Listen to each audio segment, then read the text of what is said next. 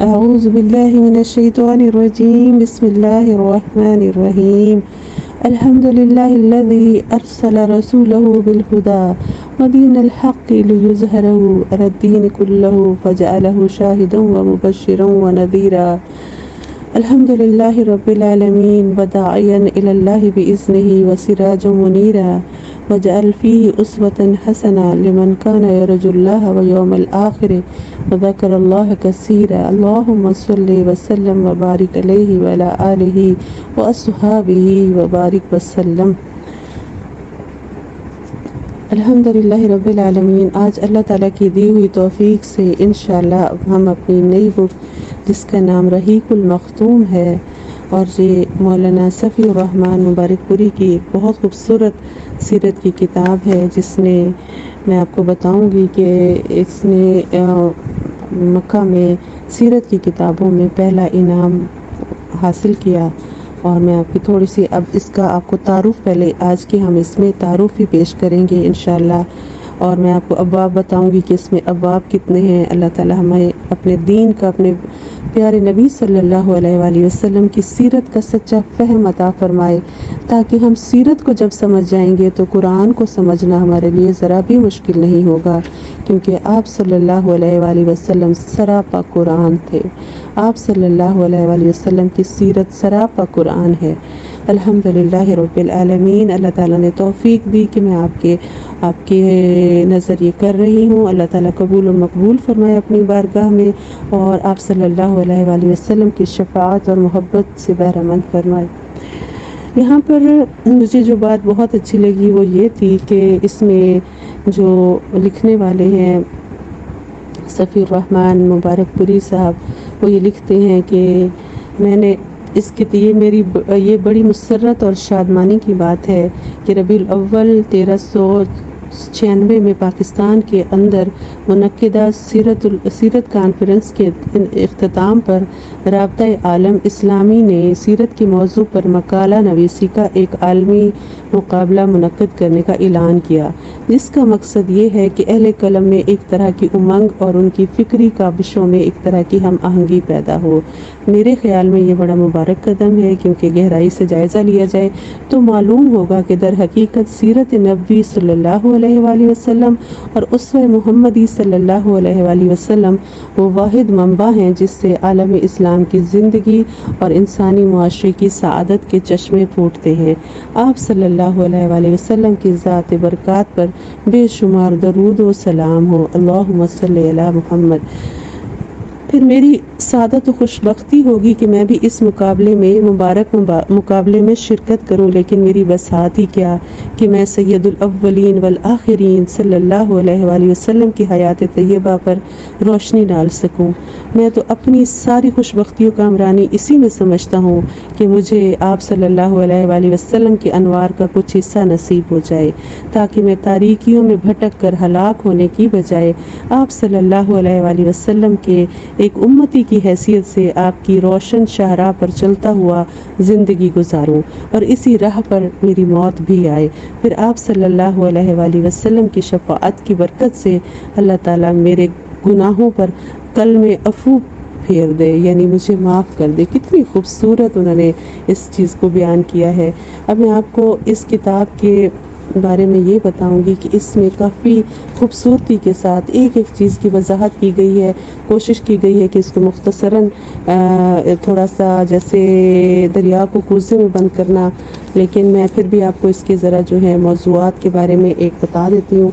इसका जो पहला है वो तो काफ़ी लंबा इंट्रोडक्शन है अरब का, महल वक़ू और कौमें, इसमें 2 टॉपिक हैं। फिर अरब हुकूमतें और सरदारियाँ हैं, फिर अरब के अदियान व मज़ाहिब हैं, फिर जाहिली मुआशरे की चंद झलकियाँ हैं, फिर ख़ानदान नबूवत सल्लल्लाहु अलैहि वसल्लम के बारे में है, फिर विलादत बासआदत और हयात तय्यबा के 40 साल हैं। उसके बाद उसमें काफ़ी डिटेल है, और नबूवत और रिसालत की इच्छाओं में फिर अगला टॉपिक आएगा। उसके बाद आएगा तबलीग का हुक्म और उसके मुज़म्मिरात और काबिश तबलीग के बारे में आएगा टॉपिक। फिर खुली तबलीग, मुकम्मल बाइकाट, गम का साल, इब्तदाई मुसलमानों का सब्र व सबात और उसके असबाब व अवामिल, اور یہ کافی ڈیٹیل میں ہے انشاءاللہ، اور انشاءاللہ ہماری کوشش ہوگی کہ ہم اس کے ہر پہلو کو کور کرنے کی کوشش کریں اور آپ تک اس کو بہت اچھے طریقے سے پہنچا سکے۔ میری کوشش ہوگی کہ اس کو میں تھوڑا اس مرتبہ آپ کو صرف آدھے گھنٹے کا لیسن بھیجا کروں گی تاکہ آپ لوگوں کو سننے میں آسانی بھی ہو اور آپ اس کو غور و فکر بھی کر سکیں اور سوچ بھی سکیں انشاءاللہ۔ تو آج ہم اس کے بارے میں پڑھیں گے کہ عرب جو ہے اس کا محل وقوع اور قومیں کون سی ہیں۔ تو سیرت نبوی در حقیقت اس پیغام ربانی کے عملی پرتوں سے عبارت ہے۔ پرتوں کہتے ہیں عکس کو، جسے رسول صلی اللہ علیہ وآلہ وسلم نے انسانی جمعیت کے سامنے پیش کیا تھا، اور جس کے ذریعے انسان کو تاریکیوں سے نکال کر روشنی میں اور بندوں کی بندگی سے نکال کر خدا کی بندگی میں داخل کر دیا تھا۔ چونکہ اس سیرت طیبہ کی مکمل صورت گری ممکن نہیں جب تک کہ اس پیغام ربانی کے نزول سے پہلے کے حالات اور بعد کے حالات کا تقابل نہ کیا جائے۔ اس کی اصل بحث سے پہلے پیش نظر باب میں اسلام سے پہلے کی عرب عوام اور ان کی نشو و نما کی کیفیت بیان کرتے ہوئے ان حالات کا خاکہ پیش کیا جا رہا ہے جس میں آپ صلی اللہ علیہ وآلہ وسلم کی بعثت ہوئی تھی۔ اب یہاں پر ٹاپک ہے عرب کا محل وقوع۔ لفظ عرب کی لغوی معنی ہے صحرا اور بے آب و گیاس زمین۔ عہد قدیم سے یہ لفظ جزیرہ نما عرب اور اس میں بسنے والی قوموں پر بولا گیا ہے۔ عرب کے مغرب میں بحر احمر اور جزیرہ نما سینا ہے۔ مشرق میں خلیج عرب اور جنوبی عراق کا ایک بڑا حصہ ہے۔ جنوب میں بحر عرب ہے جو در حقیقت بحر ہند کا پھیلاؤ ہے۔ شمال میں ملک شام اور کسی قدر شمالی عراق ہے۔ ان میں سے بعض سرحدوں کے متعلق اختلاف بھی ہے۔ کل رقبے کا اندازہ 10 لاکھ سے 13 لاکھ مربع میل کیا گیا ہے۔ جزیرہ نما عرب طبعی اور جغرافیائی حیثیت سے بڑی اہمیت رکھتا ہے۔ اندرونی طور پر ہر چہار جانب سے صحرا اور ریگستان میں گھرا ہوا ہے، جس کی بدولت یہ ایسا محفوظ قلعہ بن گیا ہے کہ بیرونی قوموں کے لیے اس پر قبضہ کرنا اور اپنا اثر و نفوذ پھیلانا سخت مشکل ہے۔ یہی وجہ ہے کہ قلب جزیرۃ العرب کے باشندے عہد قدیم سے اپنے جملہ معاملات میں مکمل طور پر آزاد اور خود مختار نظر آتے ہیں۔ حالانکہ یہ ایسی دو عظیم طاقتوں کے ہمسائے تھے کہ اگر یہ ٹھوس قدرتی رکاوٹ نہ ہوتی تو ان کے حملے روک لینا باشندگان عرب کے بس کی بات نہیں تھی۔ بیرونی طور پر جزیرہ نما عرب پرانی دنیا کے تمام معلوم براعظموں کے بیچوں بیچ واقع ہے اور خشکی اور سمندر دونوں راستوں سے اس کے ساتھ جڑا ہوا ہے۔ اس کا شمال مغربی گوشہ براعظم افریقہ میں داخلے کا دروازہ ہے اور شمال مشرقی گوشہ یورپ کی کنجی ہے۔ مشرقی گوشہ ایران، وسط ایشیا اور مشرق بعید کے دروازے کھولتا ہے اور ہندوستان اور چین تک پہنچتا ہے، اور اسی طرح ہر براعظم سمندر کے راستے بھی جزیرہ نما عرب سے جڑا ہوا ہے اور ان کے جہاز عرب بندرگاہوں پر براہ راست لنگر انداز ہوتے ہیں۔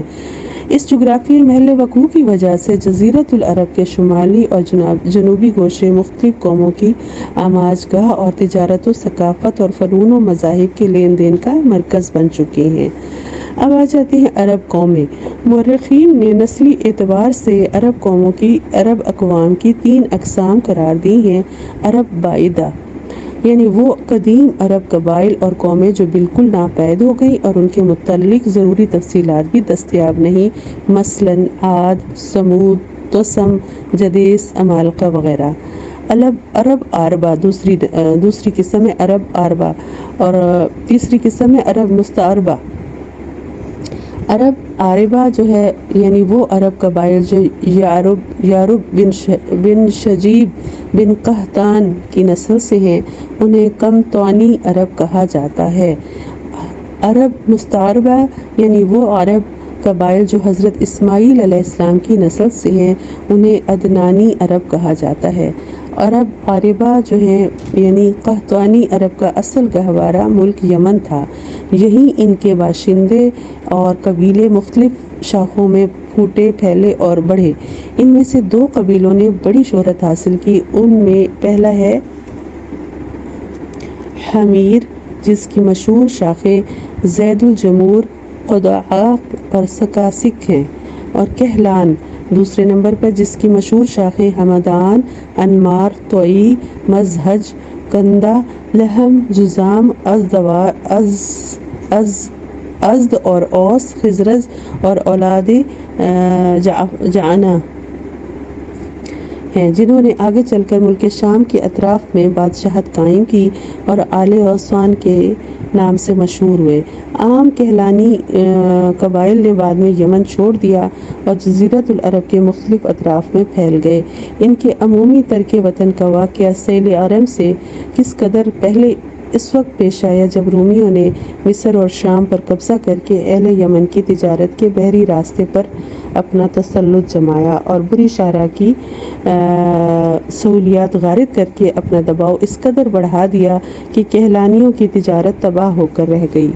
کچھ عجب نہیں کہ کہلانی اور خمیری خاندانوں میں چشمک بھی رہی ہو اور یہی کہلانیوں کے ترک وطن کا مؤثر سبب بنی ہو، اور اس کا اشارہ اس سے بھی ملتا ہے کہ کہلانی قبائل نے تو ترک وطن کیا لیکن خمیری قبائل اپنی جگہ برقرار رہے۔ جن کہلانی قبائل نے ترک وطن کیا ان کی 4 قسمیں کی جا سکتی ہیں۔ ایک ہے ازد، اور دوسرا ہے ثعلبہ بن عمرو، حارثہ بن عمرو، عمران بن عمرو، نصر بن ازد،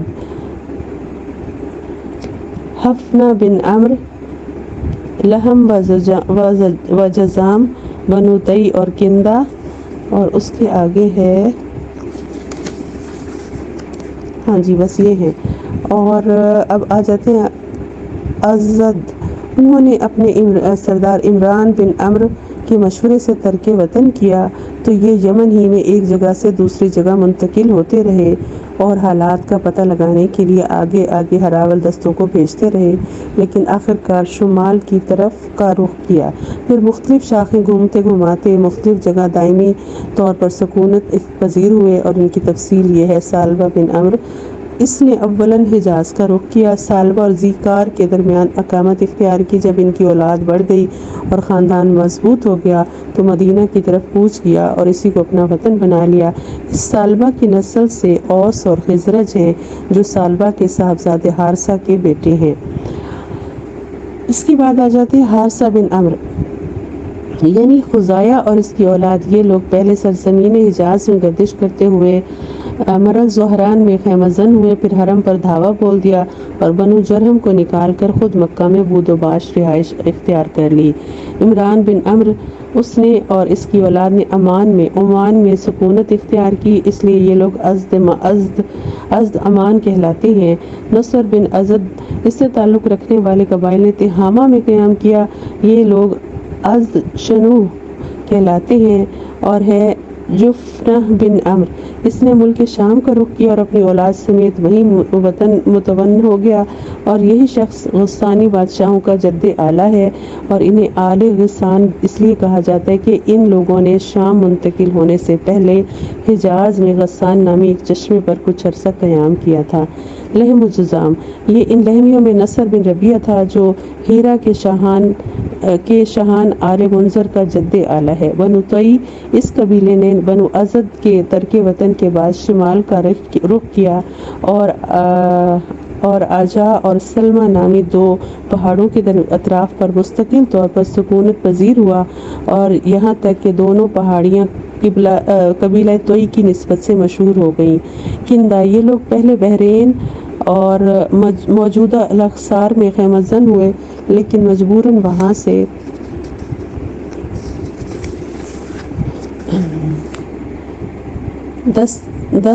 دستکش ہو کر حضر موت گئے، مگر وہاں بھی امان نہ ملی اور آخرکار نجد میں ڈیرے ڈال دیے۔ یہاں ان لوگوں نے ایک عظیم الشان حکومت کی داغ پیل ڈالی، مگر یہ حکومت پائیدار ثابت نہ ہوئی اور اس کے آثار جلدی ناپید ہو گئے۔ کیلان کے علاوہ حمیر کا بھی صرف ایک قبیلہ خزاعہ ایسا ہے کہ اس کا حمیری ہونا بھی مختلف ہے، جس نے یمن سے ترک وطن کر کے حدود عراق میں وادیہ سماوا کے اندر بود و باش اختیار کی۔ اب دوسری قسم آتی ہے عرب مستعربہ، یہ تھوڑی سی کیونکہ ہسٹری ہے اس لیے شاید آپ کو اتنی انٹرسٹنگ نہ لگے، لیکن اس میں مجھے کچھ باتیں بہت اہم اور بہت پتہ چلی کہ اصل میں عرب کون تھے اور اصل میں بنو اسماعیل کہاں سے سٹارٹ ہوئے اور یہ باقی لوگ کون ہیں۔ تو آپ نے ذرا اس پر غور و فکر کرنا، انشاءاللہ بلکہ اگلی آڈیو